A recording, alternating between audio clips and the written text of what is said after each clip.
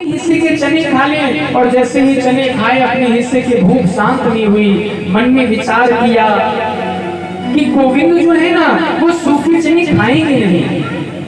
माखन मिश्री को चाटनिहार चना खाए ताराज दुलार। कृष्ण तो माखन मिश्री को खाने वाले हैं, वो चने खाएंगे नहीं, लाओ ये चने भी मैं ही खा लूं। सुदामा जी के मन में यहाँ पाप आ गया। सुदामा जी ने भगवान के बटके भी चने खा लिए जो गोविंद वृक्ष से उतरे। भगवान ने कहा सुदामा मेरे बटके चने लाओ। सुदामा ने कहा गोविंद आगे चलो, यहाँ चल नहीं है, आगे देंगे। भगवान विचार करने लगे कि देखो मुझसे चोरी सुदामा कर रहे हैं। मैं जगत चोर चूड़ामणि नाम और मोटे चोरी करती सुदामा। मैं सारे संसार का सबसे बड़ा चोर और मुझसे चोरी कर रहे सुदामा। भगवान आगे बढ़े, सुदामा अब चले जाओ तो जल्दी है। सुदामा ने कहा गोविंद मुझे भूख लगी थी, मैंने अपने भटके चने खाए, भूख शांत नहीं हुई, मैंने आपके भटके चने खा लिए। भगवान ने कहा सुदामा तुम्हारी गलती है, यहाँ पर हक परायो खाए के यही मिलेगी सीख। हो सुदामा दरिद्री तो दर दर मांगेगी। सुदामा हम तुझे श्राप देते हैं तो दरिद्री हो जा। सुदामा जी की आंखों में आंसू आ गए।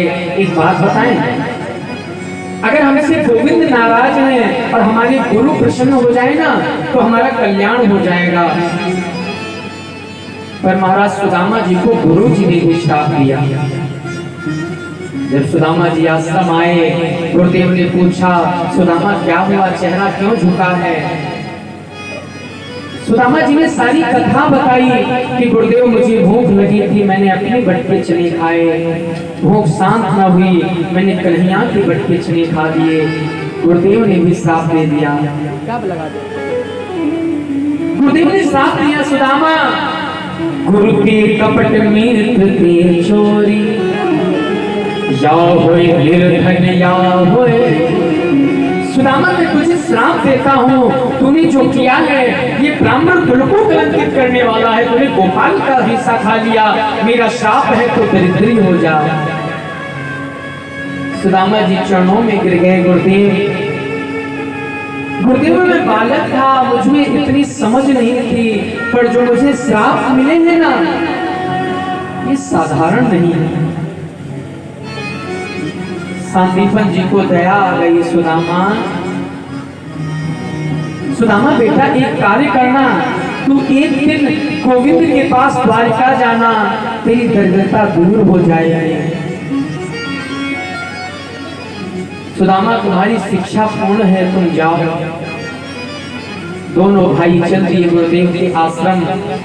समय देखिए महाराज, आज मेरे गोविंद द्वारिका के राजा हैं और सुदामा जी भिक्षुक हो गए।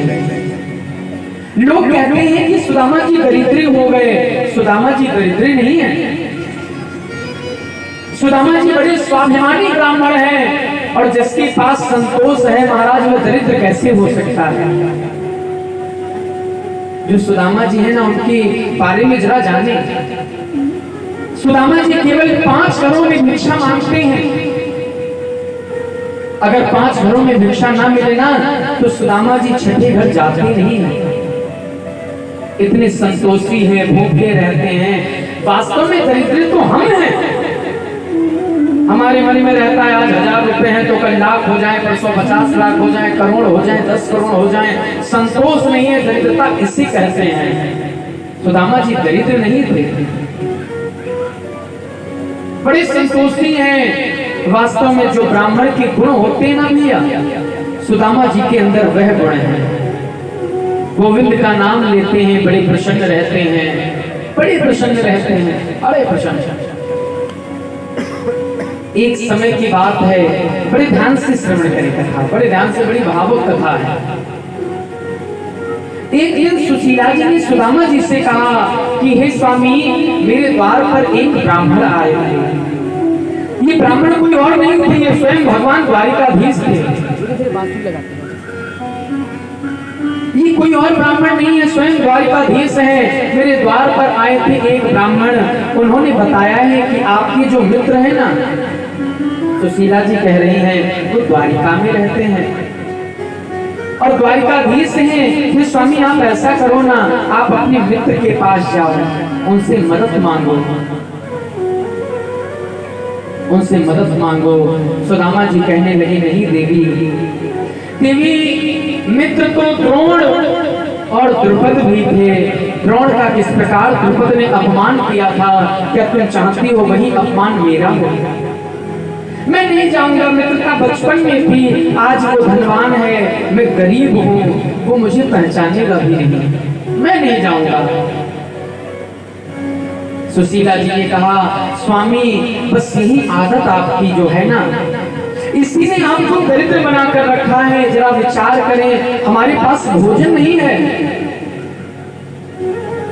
हमारे पास भोजन नहीं है। हमारे 5 बच्चे थे, पर एक बच्चा भूख से मर गया है। 3 दिन हो गए हैं, किसी ने भोजन नहीं किया है। स्वामी अगर ऐसा